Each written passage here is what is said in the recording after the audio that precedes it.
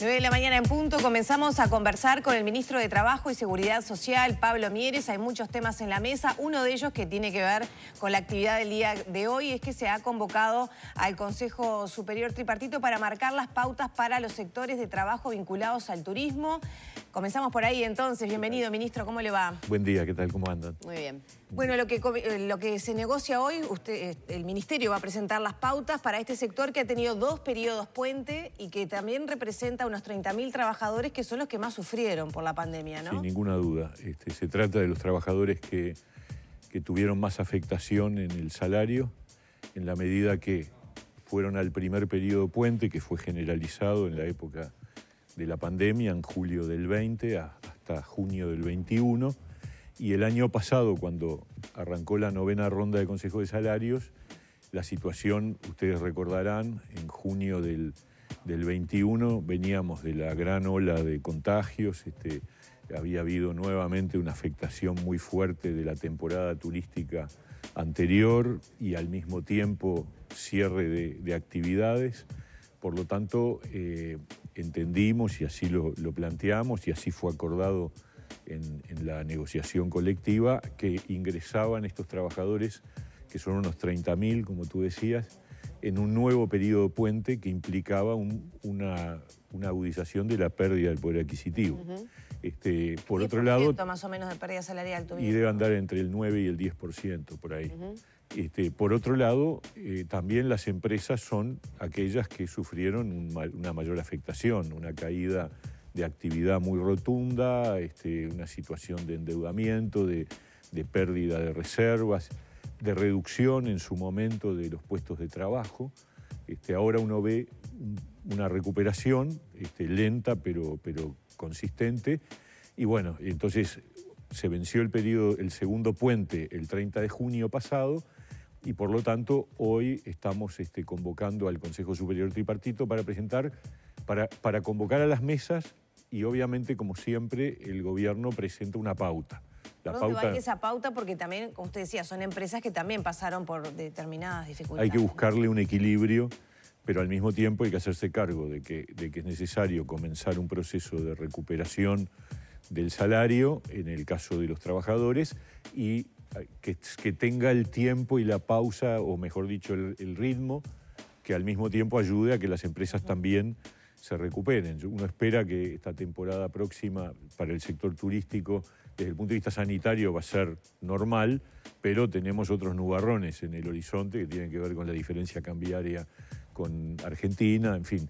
Pero bueno, hay que encarar esa situación, es compleja, es difícil, es entre dos partes que han sufrido mucho, y la idea es presentar una pauta que tenga esa capacidad de interpretar. ¿Por qué línea? No puedo adelantarlo, ¿no? No puedo adelantarlo porque la verdad lo que tengo que hacer es presentarlo primero. Es una pauta que elaboramos junto con el Ministerio de Economía, como siempre.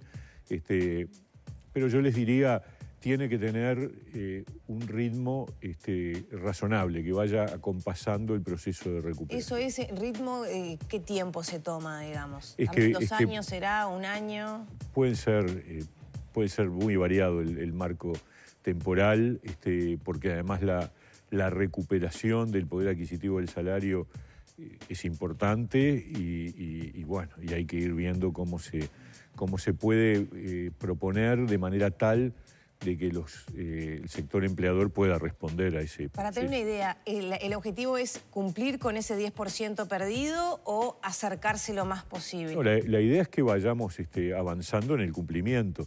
¿En qué tiempo, en qué proceso, cuánto demora? Bueno, indudablemente una recuperación mayor para un sector muy afectado también del lado empleador es más difícil, pero el objetivo del gobierno es proponer un camino de recuperación, por supuesto, de que no haya más pérdida, pero a su vez que haya también un camino de recuperación. Mires, hablamos de 30.000 puestos de trabajo o 30.000 trabajadores. ¿De qué rubros? ¿Agencias de viaje, hotelería, gastronomía? Todo eso que tú decís, por ejemplo, tal cual. En el transporte turístico, que se vio muy afectado, incluso también, cuando se abrieron las fronteras, la falta de cruceros, por ejemplo, que era significativo. ¿Ellos también están comprendidos? Sin ninguna duda, una parte del transporte está comprendido entre los más afectados, los free shops, están también comprendidos, las agencias de viaje y por supuesto todo lo que conocemos, hotelería, alojamientos y servicios de comida son el componente central y una parte del comercio, la que está relacionada justamente con actividades de ese tipo, más turísticas, también entidades deportivas, clubes deportivos que tuvieron cierres casi permanentes, no diría, pero muy intermitentes a lo largo de los 2 años. Son muchos los Ministro, a propósito de los transportistas de pasajeros vinculados al turismo, hoy va a haber una movilización porque se acordó, por ejemplo, algunos beneficios en cuanto a aportes al BPS, como para dar un poco de aire a estas empresas, y dicen que el BPS no ejecutó, o sea, todavía siguen pagando la totalidad del BPS. ¿Qué pasó ahí? Bueno, eso fue acordado, fue resuelto y debería estar en ejecución. Yo voy a averiguar, la verdad. Yo tenía como un dato que ya tendríamos que haberlo resuelto. Mal no recuerdo, ya 2 meses deberían haber pagado, digamos, con esas exoneraciones. Es una exoneración del aporte patronal por todo el año 2022 y debería ser retroactivo, por lo tanto. O sea que podrá haber demora en la ejecución de la medida y yo entiendo que eso afecta al empleador, al empresario, que por supuesto tiene mientras tanto que seguir pagando sus obligaciones. Pero cuando se efectivice, que me llevo de deber averiguar qué es lo que está pasando, porque no debería existir ese retraso, sin duda que va a ser retroactivo al 1 de enero, ¿no? Ministro, ¿qué pasa con la recuperación salarial? Algo que nos preocupa a todos los uruguayos. Ustedes hace algunos días daban cuenta que el 27,4% de los trabajadores privados no perdió poder adquisitivo entre 2020 y 2022, algo que no va muy de la mano con lo que dice el Instituto Cuesta Duarte, que sin embargo habla de 28 meses de pérdida de poder adquisitivo. No, a ver, lo que dice el Cuesta Duarte es toma una medida promedio.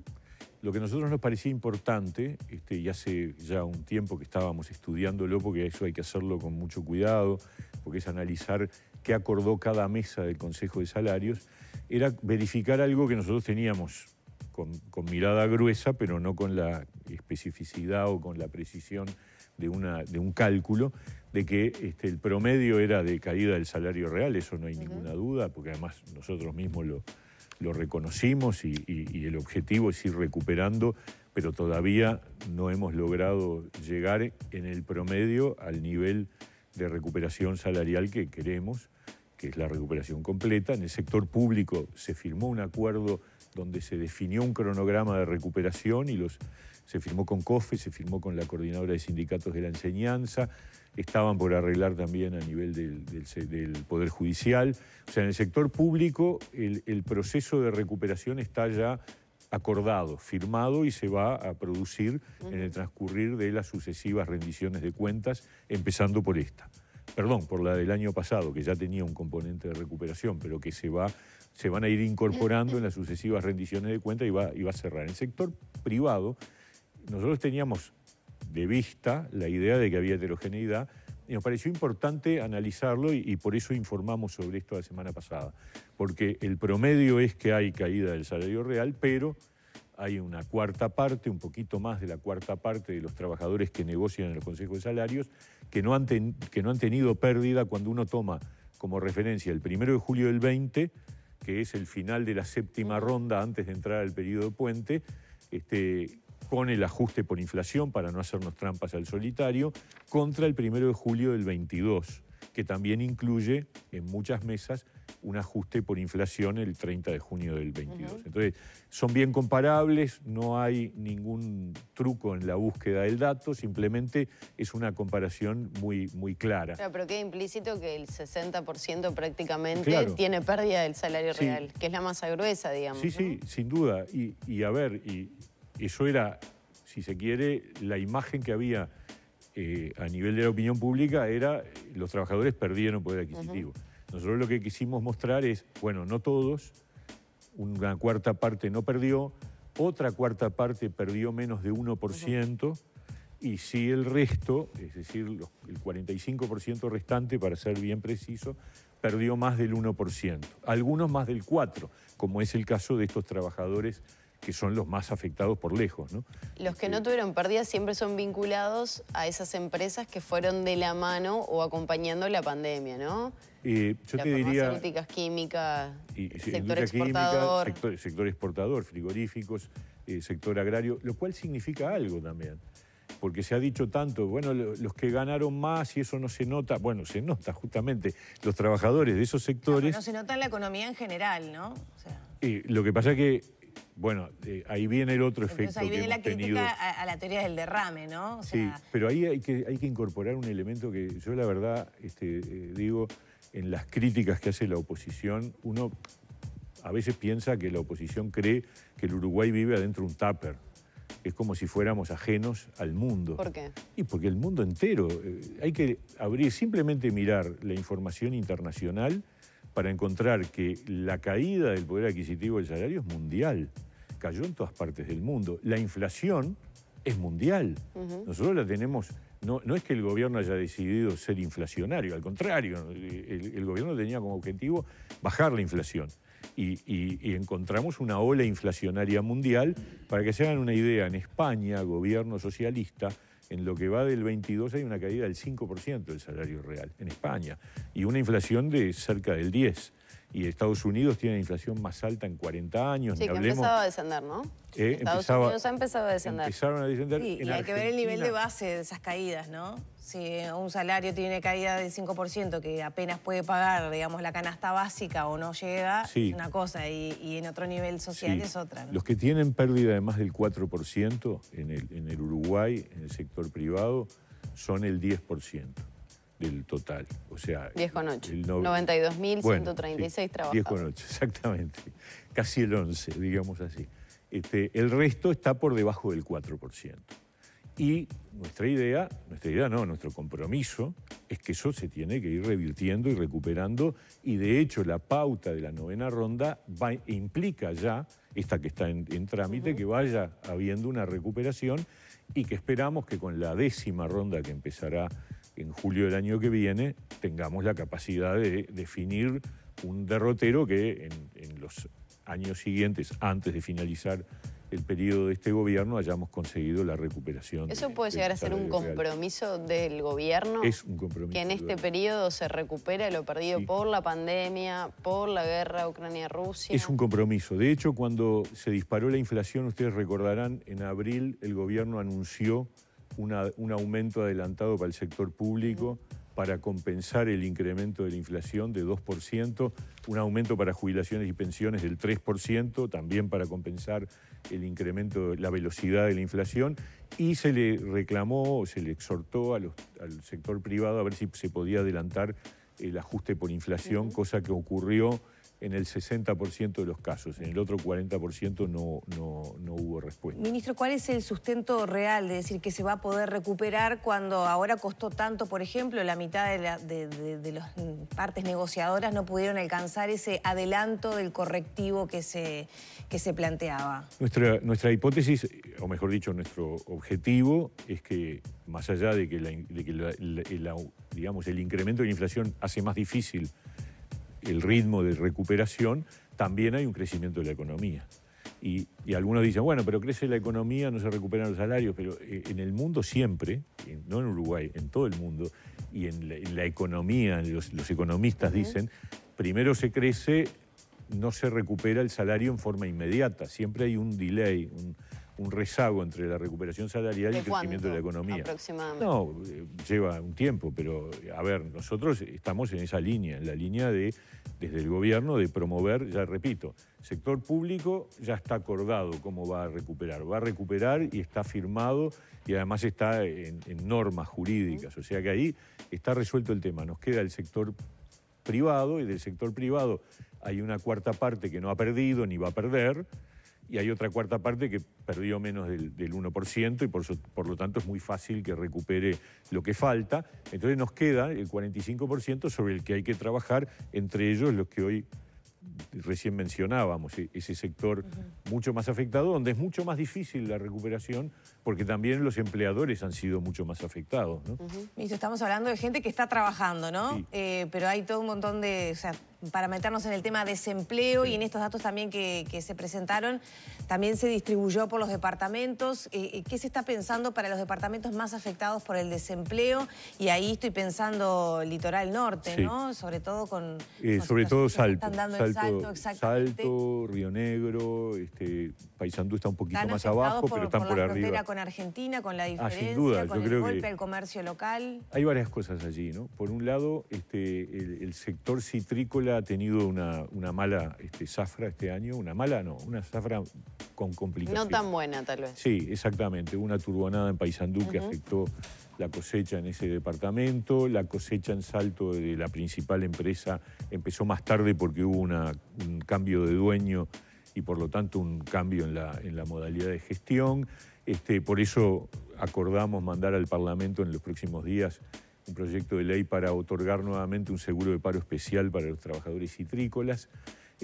Hay situaciones puntuales que tienen que ver con el comercio con Argentina, sin ninguna duda, que ahí excede un poco las posibilidades que tiene el propio Ministerio de Trabajo. Es un tema que está más vinculado, pero en el cual estamos también preocupados. ¿Qué se está dialogando con economía, por ejemplo? Y hay que buscar mecanismos que ¿Algún compensen. tipo de exoneración? Y hay que buscar. Yo, la verdad, no estoy manejando fórmulas, creo que eso hay que tener mucho cuidado, hay que generar mecanismos que impidan perforaciones, porque cuando hay un modelo exitoso, que es el caso del combustible. El combustible en Uruguay, ustedes saben que cuando uno compra, carga nafta en las estaciones de la frontera, tiene un descuento importante del IMESI, que es una medida que ha sido exitosa para sostener al sector de los estacioneros de la frontera.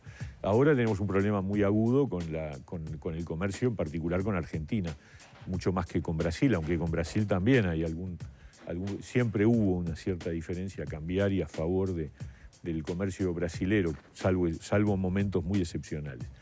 Yo creo que hay un debe que es histórico, que es la posibilidad de fijar políticas de frontera más permanentes.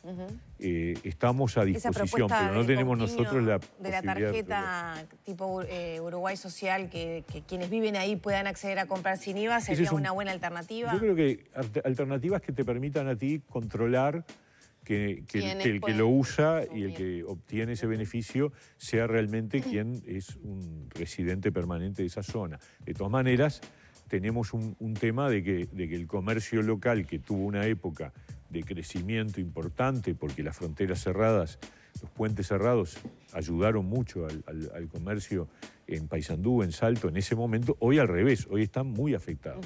Y hay que hablar con el centro comercial de Paysandú, el centro comercial de Salto, de Río Negro, y encontrar caminos de solución que ciertamente son imprescindibles. Ministro, nos quedan algunos minutos. No quiero dejar de consultarlo por la reforma de la seguridad social. Sí. Antes, sobre el empleo, solo una cosa. El último dato del seguro de paro del mes de julio, que sale hoy, lo vamos a publicar, muestra una caída de la cantidad de trabajadores. Cuéntelo, ya estamos Sí, aquí. 43.300 son Bien. Los trabajadores que están en seguro de paro, sumados parcial más total. Bajan los dos. Es un número, es el más bajo desde antes de la pandemia, es más bajo que el promedio del 19, y les diría 43.300 está un poquito por debajo del promedio 2014-2018. O sea, hay una mejora en materia de seguros de paro, que es una buena señal, porque además cuando uno mira... Siempre comprobándose que esas personas vuelven al mercado laboral. Eso es lo otro interesante, de la salida del seguro de paro en el mes de julio, hay un 60% que es por reincorporación, que mejora la situación porque hasta este mes estaban mitad y mitad. Claro. O sea que hay una mejora en la capacidad de reincorporación. Todavía no están computados los seguros de paro de Punta del Este de Shopping, ¿no? Que son un montón de trabajadores que... No, eso seguro que no. No sabemos cuántos van a ser en definitiva. Hay algunas señales positivas. Hemos visto que algunos comercios van a funcionar igual, alquilando en otros locales o generando un lugar de alternativa. Los propios trabajadores del Punta Shopping mismo van a hacer seguros de paro rotativos, o sea que ese número tope, que eran 2.000 trabajadores, seguramente va a estar por debajo, por suerte, quiere decir que muchos trabajadores van a seguir con su actividad y por lo tanto cobrando su sueldo correspondiente, ¿no? Le preguntaba por la reforma de la seguridad social, este paro que propone el PIT-CNT en rechazo de lo que es la reforma. Se ha hablado mucho también, desde algunos actores en particular, que es una propuesta de reforma del presidente, no de la coalición de gobierno. ¿Qué opinión le merece eso, Mieres? A ver, lo primero, yo ya he dicho, me he pronunciado sobre el anuncio del PIT-CNT, que todavía no se resolvió, pero que va todo encaminado a que se resuelva. Me parece muy apresurado, es un paro por las dudas, porque este es un anteproyecto de ley. Yo entiendo que si el PIT-CNT está en contra del proyecto de ley que va al Parlamento, tiene tiempo de sobra para hacer un paro general. Pero un paro general por un planteo que está empezando a discutirse, que va a tener seguramente ajustes, modificaciones, donde incluso se les informó directamente al movimiento sindical sobre el tema, que ya enseguida, es lo mismo que el otro día el transporte dejó de a pie a mucha gente que iba a trabajar, reclamando por una medida que si se llega a aplicar, si se llega a aprobar el proyecto de reforma y no se incorpora a los choferes, va a tener efectos dentro de 5 o 6 años. Entonces, hacen un paro por algo que los puede llegar a afectar quizás tal vez, dentro de 6 años. Bueno, también marcaban posición de que la reforma no incluye otras prestaciones sociales, no toca a los empresarios, no se incluye pero otra vez, no nada está vinculado cerrado a la discapacidad. Quiero decir, había reclamos más allá del sector. Pero otra vez, ¿cuál es el argumento? El argumento es, hay un borrador ahí que se está redistribuyendo, que están discutiendo los partidos, que dice cosas que no nos gustan. Bueno, espere, vamos enseguida al paro, un paro general por 24 horas, que es la medida máxima que puede tomar el movimiento sindical. ¿Qué le parece a usted? Antes de empezar la discusión, me parece que es un arrebato, es una forma como no, yo, la verdad, no me parece que sea una señal razonable. ¿Qué le pareció respetamos, por supuesto. El anteproyecto a usted particularmente como ministro? Bueno, yo he estado bastante vinculado al debate porque además el director de Seguridad Social del Ministerio ha participado en todo el proceso y digo, es un trabajo que está en línea con las recomendaciones. Todo el sistema político, todos entendíamos en la campaña electoral del 19 que había que encarar una reforma de la seguridad social. Le tocó a este gobierno, le podría haber tocado a otro partido si hubiera ganado las elecciones. Sí, sobre la necesidad no parece haber ninguna discrepancia, ¿no? El tema es cómo. Y sobre el hecho de que tenés que extender el tiempo de trabajo de las personas, cuando uno mira el mundo y ve los países que tienen una característica demográfica similar a la de Uruguay, en todos los casos se ha corrido la edad de retiro. Se podrá discutir con qué cadencia, con qué ritmo, si se hace, la propuesta viene pausada, viene con tiempos, no es para la gente que está más cerca de jubilarse, ni hablar. No, pero los tiempos jubilados para la discusión, la votación, el crear el proyecto, estamos con el anteproyecto, son acotados. No, yo creo que, a ver, una reforma de la seguridad social, yo espero, quiero, y me parece que es lo mejor para el país, debería ser de un nivel de consenso lo más amplio posible.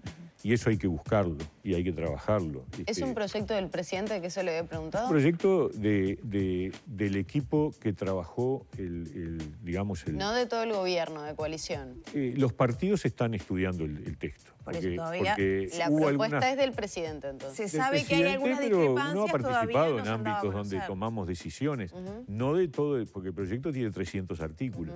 Entonces hay que analizar los detalles, hay muchas cosas que están incluidas allí que por supuesto pueden merecer correcciones, observaciones, pero en líneas generales yo soy parte de los que opinaron sobre digamos, las ideas que luego se plasmaron en el texto. Por lo tanto, en líneas generales el Partido Independiente ha estado alineado. Ya tenemos que hacer la prueba. ¿Va a haber algún ámbito de discusión previo a nivel de los integrantes de la coalición multicolor? Cada partido está haciendo su proceso. Nosotros tenemos una comisión que está trabajando, integrada por 6 compañeros, que va a darle un informe a la mesa ejecutiva del partido el lunes próximo.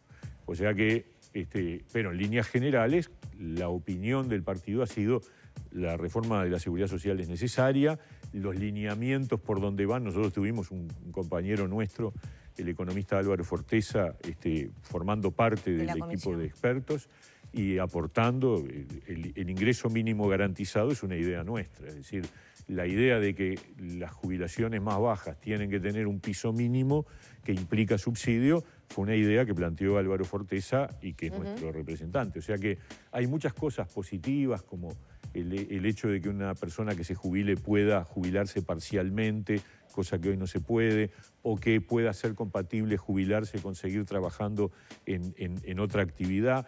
Todas esas cuestiones que hoy son restringidas a los que tienen aportes en 2 cajas distintas, pero no dentro del BPS. Todos esos son aportes, son novedades, son derechos que van en la dirección positiva, ¿no? Sin ninguna duda. Muchas gracias por estos minutos. Gracias. Encantado, un gusto. Ameritarán, como siempre, otras charlas. Lo liberamos, que hoy tiene una jornada larga e Sí. intensa. Muchas gracias. Cerramos por aquí entonces la entrevista con el ministro de Trabajo, Pablo Mieres. Ya son las 9 de la mañana, 25 minutos.